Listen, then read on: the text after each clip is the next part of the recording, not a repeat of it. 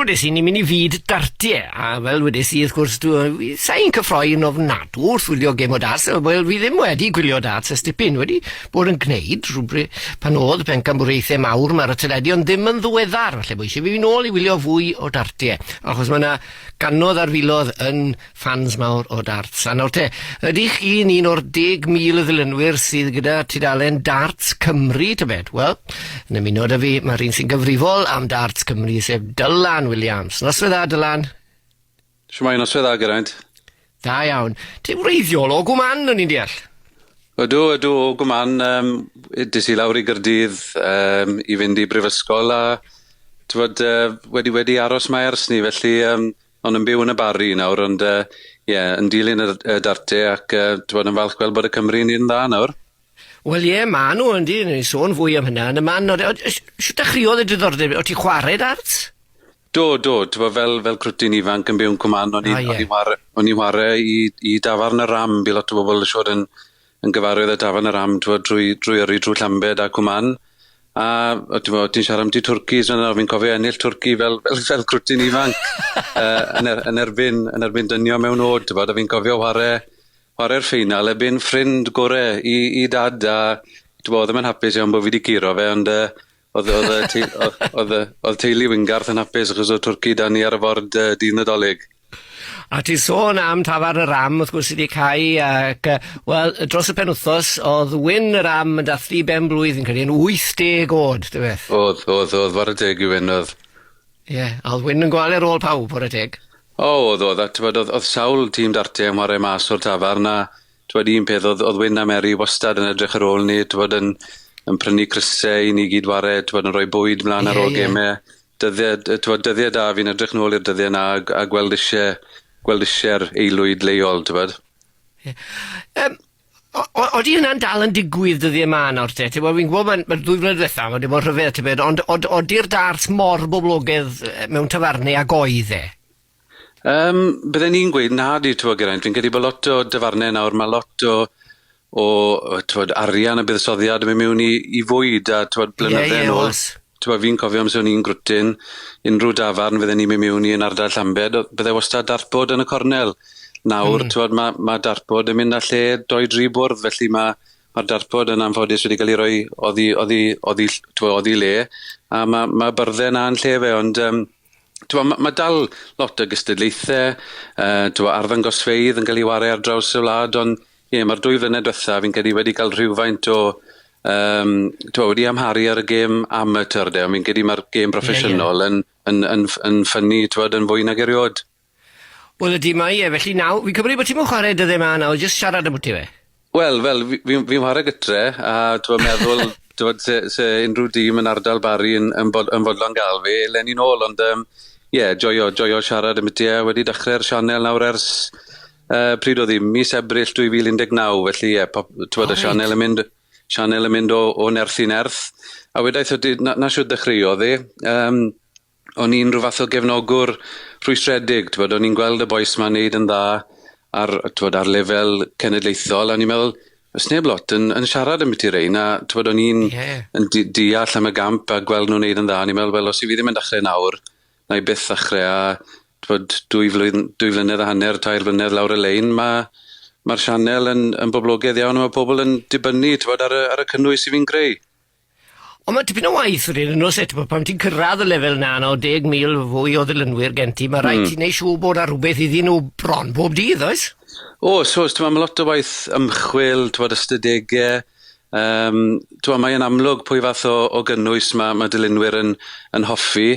Beth I fi'n ffindio, fi'n siarad yn byty'r yn amlwg y boes mwyaf fel Gerwyn Price, Johnny Clayton, ond os I fi'n gallu ffindio bod rhywun o ardal Aberystwyth, mae lot o foes o Sir Benfro. Nawr, os I fi'n siarad yn byty'r arwr y pentre neu arwr y dre, hwnna yw'r fath o gynnwys sydd yn cael y attraction, sy'n cael y traffic. Felly, I fi gyd am tynnu sylw at y dyn efengyw cyffredin sydd yn neud yn ddafyd, ti'n mo?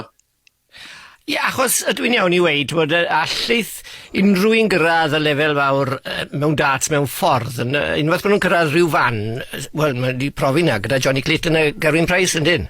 Odi. Na un beth fi'n credu, mae'r gêm Mae'r gêm, twyd, I dyn efengyw cyffredin, achos mae'n gêm mor hygyrch, twyd, gall unrhyw un fynd lawr, twyd, i'r argos lleol I brynu dartbod, brynu set o darts, a wedyn os I ti'n, twyd, yn dechrau chwarae'r tafarn lleol, fel dangosodd Gerwyn Price, twyd, helpu'r tîm mas ar ôl ymarfer rygbi oedd e'n neud, a 7 mlynedd ar ôl ennill I Gerdyn, I fynd ar y cilchdaeth, twyd, mae'r boi yn rhif un yn y byd a bencampwr byd, felly, twyd, fi'n credu na beth sy'n neud y gamp mor boblogaidd yw, mae pobl fel Johnny, pobl fel Gerwyn, maen nhw jyst fel y boes drws nesa i'r pobl sy'n byw yn I ardaloedd nhw.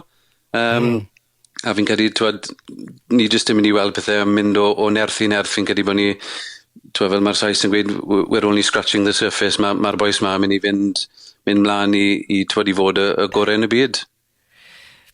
Mae'r safon wedi newid tipyn yn y blynyddoedd diwetha yn diwedd, o be wy'n cofio gwylio, nôl gemau, wel, lle 10 mlynedd nôl, ond mae'r safon ebyn nawr wedi dod, a mae'r gêm wedi mynd lot fwy proffesiynol fyd yn diwy.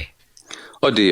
Fi'n credu bod rhywun fel Gerwyn wedi dangos na, mae gefndir rygbi, mae wedi dod ar y ffitrwydd, y stamina, y fath o feddylfryd sy'n angen arno ti nawr, achos ti ddim yn siarad am ti ware un gêm y dydd, ti'n siarad nawr 4-5 gêm bob dydd, a pan mae'n dod i'r gemau terfynol na, le ti'n faware falle 2 gêm o 7 y gloch tan 10 yn nos, mae angen I ti fod yn ffit, mae angen I ti fod yn switched on, mae'r safon jyst wedi mynd yn anhygol, ti'n gweld boes ifanc nawr yn dod ar y cilchdaeth, 18 oed, a maen nhw'n twli rhyw averages dwl, averages o ryw 100, blynydde nôl, fydde hwnna di ennill 2 teitl I ti erbyn rhywun fel Bristow neu Jockey Wilson.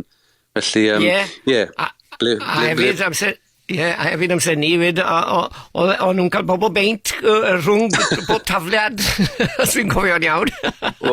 Fi'n credu fod lot o'r chwaraewyr yma nawr yn ceisio gweud bod nhw'n broffesiynol, ond rhwng ti a fi, fi'n credu maen nhw'n cael sawl peint bach cyn mynd lan ar y llwyfan, ond tra bod nhw tu blaen y camerau dyddiau yma, dŵr yn unig maen nhw'n ifed, ond gêm tafar newydd sydd wir wedi, troi ar ei phen, a bydde lot o bobl falle'n syni, o ran ratings teledu, tu ôl I Bêl Drod, yr uwch gyngrair, dartiau o'r gamp sy'n cael ei wylio fwyaf gan bobl ar Sky Sports, sy'n anhygol. Bydde rhywun yn meddwl, bocsio, fi'n gwybod bod ti'n lyco rasio ceir, fydde ti'n meddwl bod F1 falle lan na, ond maen nhw'n gweud bod y ratings o ran dartiau, bod hi'n anhygol faint o bobl sydd yn ei wylio fe dros yn y dolyg yn amlwg, ond mae rhaid I bobl gofio, mae dartiau, mae'n gêm sy'n cael ei wario trwy'r flwyddyn, a fydden ni'n annog unrhyw un, I dipo miwn y mas, achos